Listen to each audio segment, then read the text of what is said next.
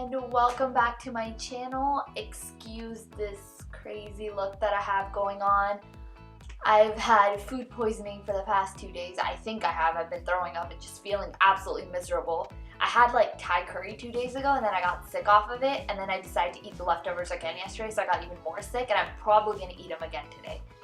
I literally had one meal in 3 portions and I have zero self-control, and I know I'm gonna get sick. It's okay, because it was really good.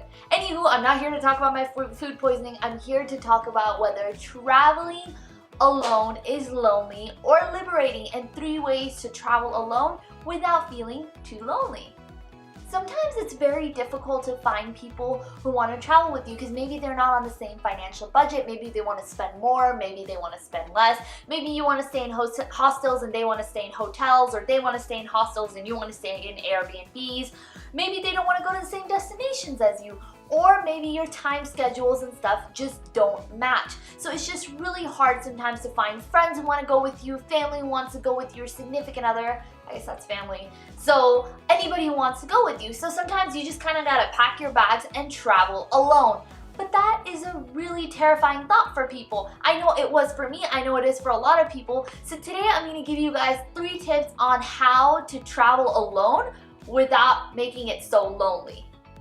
Honestly, I'm all for packing your bags and just trekking it on your own.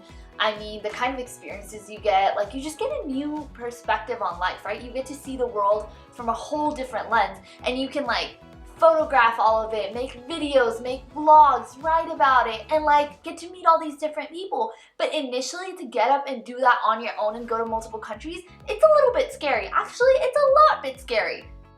Okay, so one way you can travel alone without your friends and your family and still have somebody to go with, to travel with, is a website that I have actually traveled with. It's called EF College Break. It's for college students from 18 years old to 26 years old. I went to Thailand with them. It was an amazing experience. I made so many friends on that trip. Some of my friends, I actually went back and visited in New York. So it was a really good experience, right? And you get to meet people from all these different parts of the world that come together and take this trip together, and a lot of those people are actually traveling alone just like you. So it was such a wonderful experience. So one of the ways you could do that is just book a tour with them, and then that way all your hotels, all your flights, all your excursions, your meals are all booked through them, and you get an amazing experience and you get to meet a lot of people.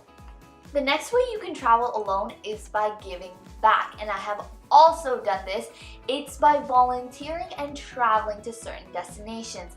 So I traveled to Madagascar and Costa Rica through volunteer trips, and I got to teach English, and then I made friends on that trip, and then we decided to go to different parts of the country together and just travel together, and it was a lot of fun. So honestly, I mean, you get to teach people English, you get to give back, you get to volunteer, and you get to travel. I mean, it doesn't get better than that. And for Madagascar, I did it with IVHQ, and then, no, for Madagascar, I did it with Frontier. For Costa Rica, I did it with IVHQ. Okay, I can't remember. Anyways, those are the 2 companies I used. By the way, don't worry about writing this stuff down. All these different companies, all the details about all of this stuff, all these websites, I will list in the description below. So do check them out, but don't worry about writing all this down, okay?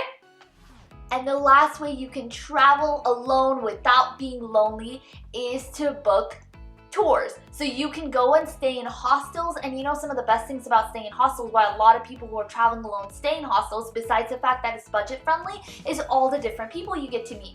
And then when you get to meet those people, you can book tours together and just go on these different trips together and make all these new friends. Or if you want to stay in hotels by yourself, that's completely understandable, but just book day tours or 2-3 day tours and stuff, and on those tours you may end up meeting some friends. I know I have, and I'm sure you will too. Just put on a smile and yeah, you'll be good. And you know, that's one way of traveling alone without being completely lonely and just kind of doing it all by yourself. But do not let other people's schedules, time constraints stop you from seeing the world, because honestly, we're in the 21st century. You can get up and you can go travel alone, and honestly, even though I'm a woman, and even though a lot of times when I did these trips alone, I was 18, 19 years old, 20 years old, most of the world is really safe. Just use your 6th sense. I mean, you know, have common sense. Don't go in dark alleys.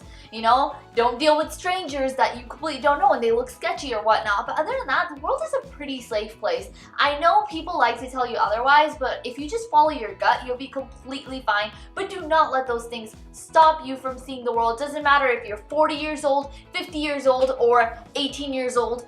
Get up, pack your bags. It doesn't matter if someone can come with you or not. Get a camera. Hell, we're in this day and age when everybody has their phone. Record it on your phone, get a notepad, write about it, and honestly, you're gonna have the time of your life. I can guarantee that. Alright guys, well thank you so much for watching. Make sure to like and subscribe and let me know in the comments below for those of you that have traveled alone and what your experiences were, or for those of you that are thinking about it or have fears or have questions about traveling alone. Make sure to comment in the comments below. And now I'm gonna go and probably have Thai curry for dinner and probably still feel sick tomorrow, but whatever, it's fine, right? You do it for good food. So like, subscribe. I'll see you guys next week. Nope, in 3 days. Bye!